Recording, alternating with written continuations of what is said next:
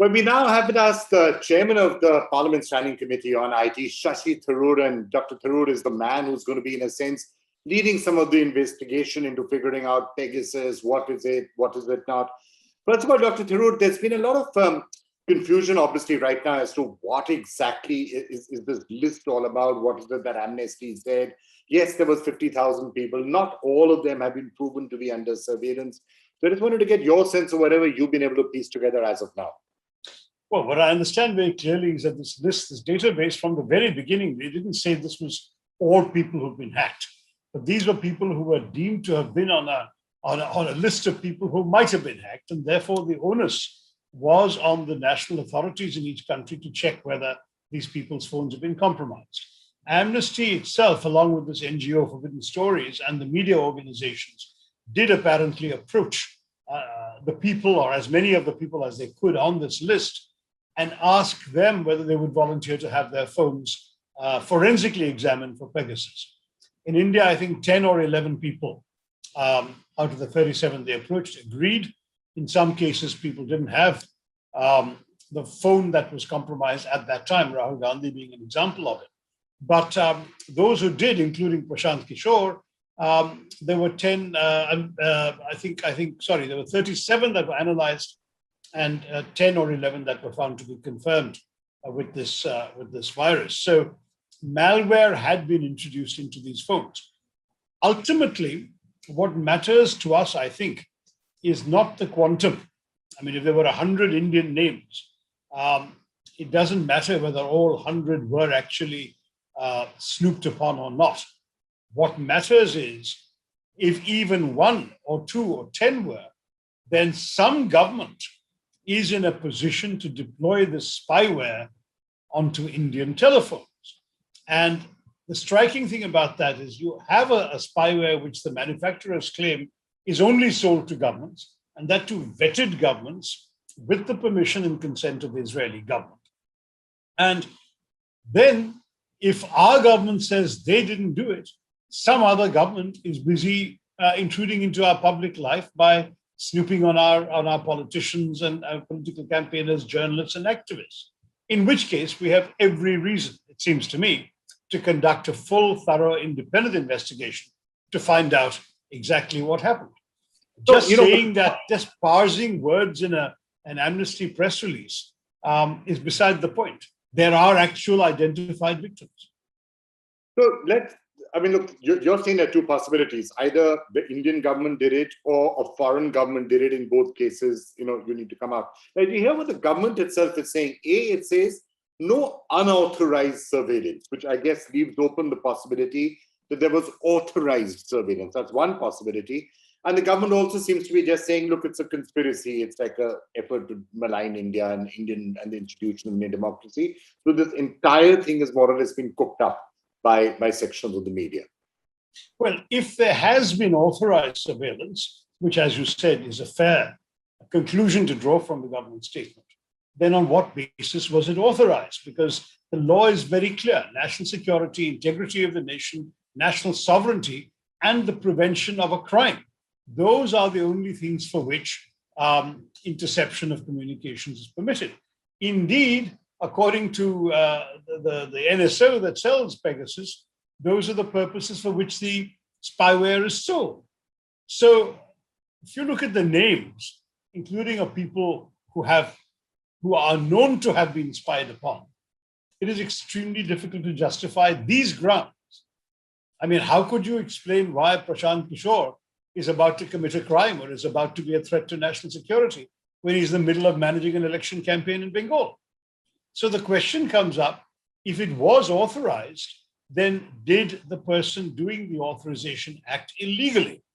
And I say that because in addition to this problem of the purpose and the justification of the specific targets, there is also a problem that the law doesn't permit hacking, which is defined as the introduction of any sort of virus or spyware or malware into any computer device, computer resource, or computer network. Now, a mobile phone is a computer device.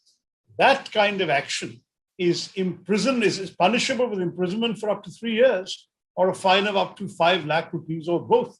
And that's in Section 43, read with Section 66 of the IT Act of 2000, which is the governing law in this case. So it the seems to difference me between the two, and the reason why this is more serious, presumably, is that whereas tapping just means you're, eavesdropping or snooping on somebody or listening to people's conversations, and frankly, tapping goes back a long time. It's not as if Congress governments in the past haven't tapped it. With hacking and the introduction of malware, you then throw up the possibilities that have, for example, been spoken about in Bhima Koregaon and other places, that evidence was actually introduced by an outside party. So those possibilities start to creep in. Would that be a fair assumption? To begin with, you would be assaulting somebody else's private property without just cause. As I say, if you do it to a terrorist on the verge of setting off a bomb in Lajpat Nagar Market, no one is going to object. That's what governments are there for, to protect the public.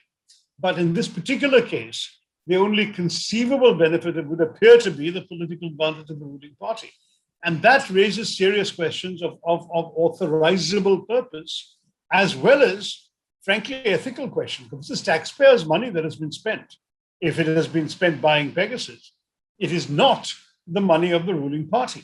So the taxpayers' money is meant to be spent for the public benefit, not for the benefit of a particular political interest. And that's why the concern that when you have the kinds of phones that were tapped, why do you think opposition parties are so up in arms?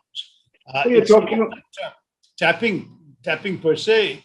It is that you're doing something which is apparently on the face of it completely illegal. Well, talking about opposition parties, and there's some, there's been a bit of I raised eyebrows by your statement saying that we do not need a JPC because your standing committee can investigate the matter. Now, you've had the Shiv Sena and others saying there should be a JPC. This is a matter serious enough for a JPC. Is there some dissonance within the opposition on this front? No, actually, I went on to say, I think that sentence was blown out of context. I went on to say that my demand, and indeed it happens to be the demand of the Congress party, is for an independent judicial inquiry. I think that is really essential because even a JPC would not, for example, have the authority to take people's phones and send them off for forensic analysis. A judge would.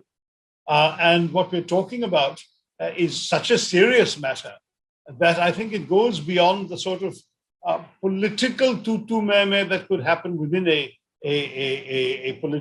group of politicians, which is what a parliamentary committee is. I am a member of parliament, I chair a committee, I have full respect for it, and we will do what we can.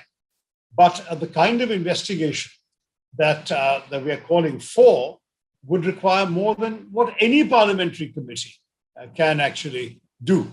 And frankly, the only real difference between a joint parliamentary committee and a standing committee, because the standing committee is also joint, it's also both houses represented in the standing committee, is that the standing committee already exists and has a chairman, whereas a joint parliamentary committee would be set up for a specific purpose only and would be chaired by a member of the ruling party.